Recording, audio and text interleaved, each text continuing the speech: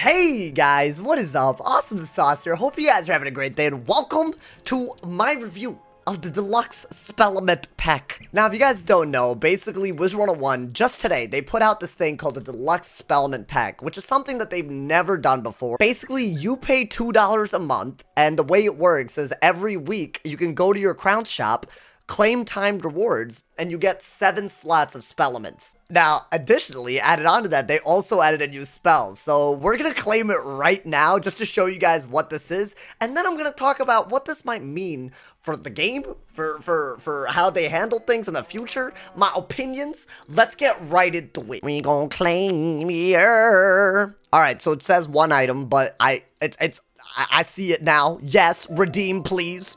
So the way that it works, right? Oh!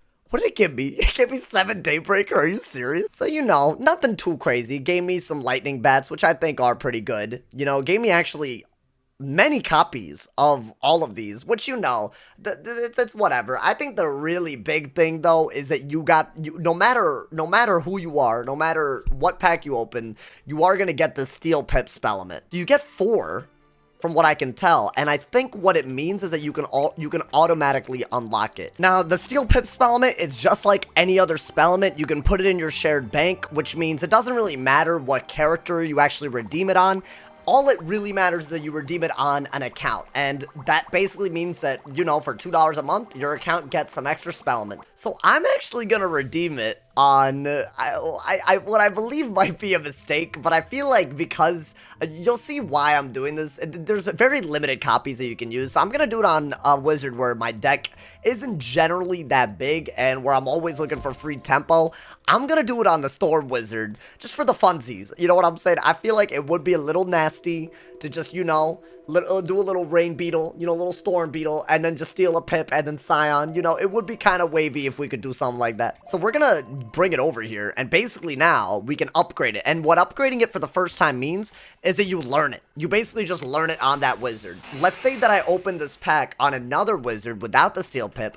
I think that means that I'm automatically supposed to get the spell. So honestly, if you are to make this and you have multiple wizards, what I recommend is opening them on wizards without the Steel Pip every time you open it, so you're guaranteed to get the actual spell every single time. That means in 1 month, 4 different wizards can actually learn a whole new spell, and it's a 0 Pip spell, so anyone can use it. So really, what this means is that you're looking at a 50-cent spell on multiple wizards, which I would feel like that. I think that's literally the best price for a spell we've ever seen. Now, I said I was going to review this. Let's talk about the actual Steel Pip spell. What does it do? Basically, for 0 pips, it steals your opponent's pips. Now, full disclaimer, I have not used this in PvP, but if it's working as intended, it's not going to be a game-breaking spell. It just isn't. I think the misconception right away is that people are going to think that it steals a power pip.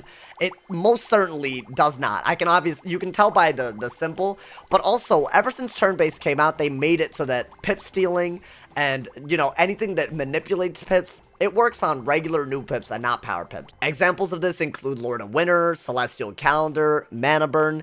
If this works the way it's supposed to, that means, like, let's say your opponent has a power pip. If you steal their pip, then they'll still have 1 white pip left. So it's very, very small in terms of the change in tempo. If anything, it holds about a half turn of tempo for free, and you're still using a whole turn where you could do something even better. So this isn't always the right move to use. So I kind of like that. I feel like they exercised a lot of restraint when it came to this. Even if the spell were to be that powerful, you can tell that the first tier is only 1 copy. So in my deck, right, if I were to use this, I can literally only put 1 copy of it. And since there's no other way to get the Spellment, there's literally no way to tier it up anyway. So even if this were broken when you had like 2 to 3 copies, there's literally no way to get it. So if anything, the effects that we'll see are very, very small. So far, you might have noticed I've said a lot of positive things. I think, you know, it's not a game-breaking Spellment. That's good news. It's not really. It's actually a pretty competitive price for a spell.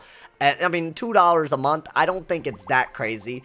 But let's talk about what I'm concerned about here. I think that this is a perfect example of a slippery slope. And I hope that when KingsIsle puts out more and more stuff like this, which I assume that they are going to do it, they need to really take a look at how they want players to pay for this game. $2 a month for Spellements, I don't think that's that crazy. But the reason why it's so dumb, in my opinion, is because we're already paying $10. Normally, at the very best, you're paying $5 a month. But you could be paying up to $10 a month just to play the game. So to add another $2 a month as a price tag, it is really, in my opinion, it's a little lame. I think they already have other ways where people pay periodically, including the Scroll of Fortune. This Scroll of Fortune is another example of something that many people pay for very periodically, meaning that, like, this is like just like membership.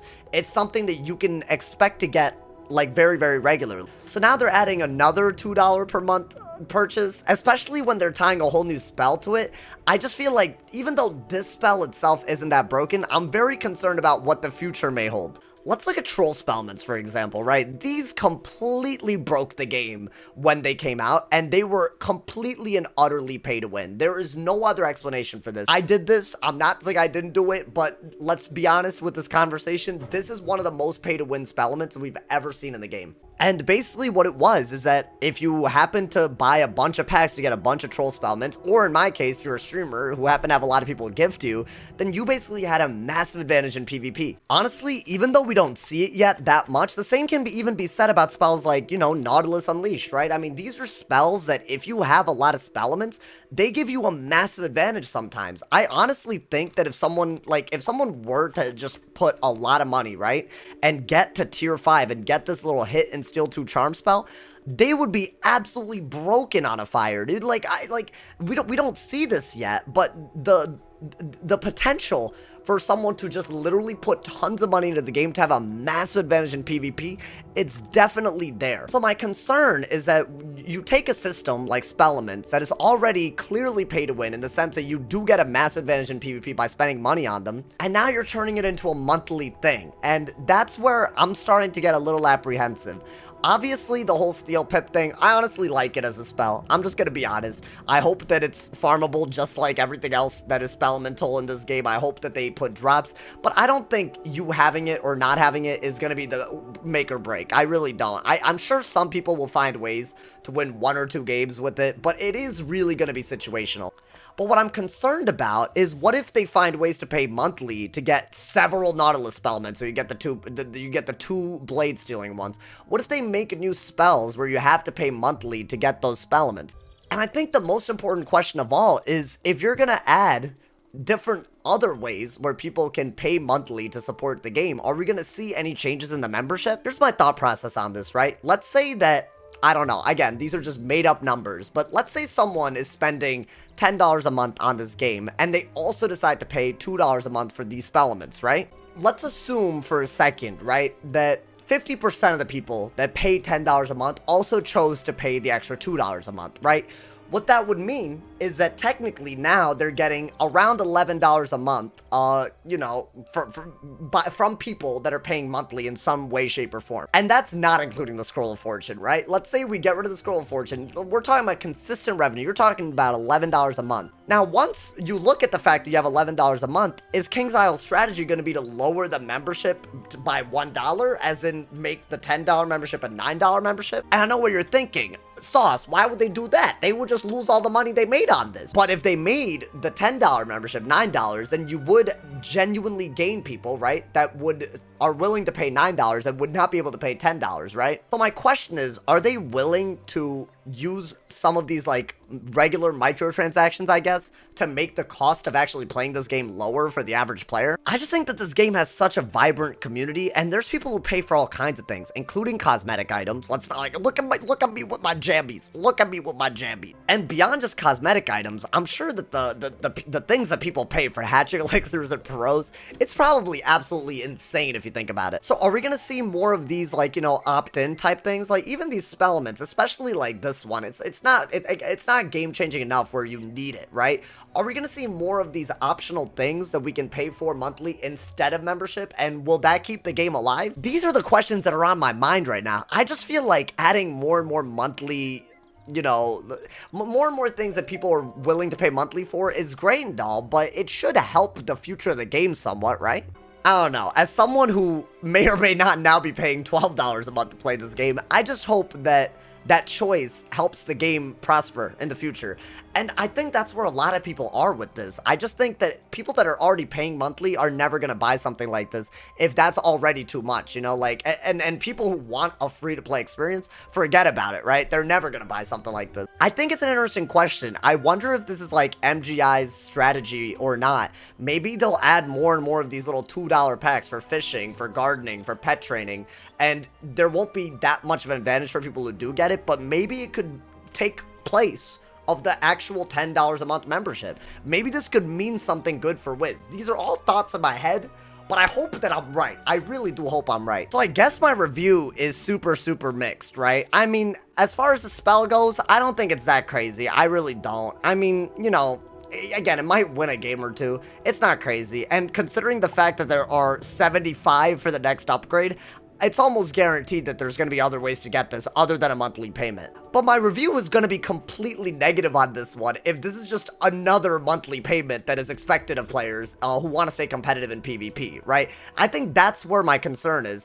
If this actually leads to good changes so that, you know, PvP and other parts of the game are more accessible by reducing membership costs, then I'm all on board. But as long as this just makes the cost of playing the game just $2 more a month, especially for people who are passionate about it, then I don't know, dog. I can't get on board with that. I don't know, man. I just think Spellements have gotten so out of control. I hope maybe, just maybe, this is the time that they try to find a way to make Spellements do good for the game instead of do bad for the game. Overall, y'all, I like the spell. I like that it's very limited use, so there's no real way for it to be spammed and break PvP.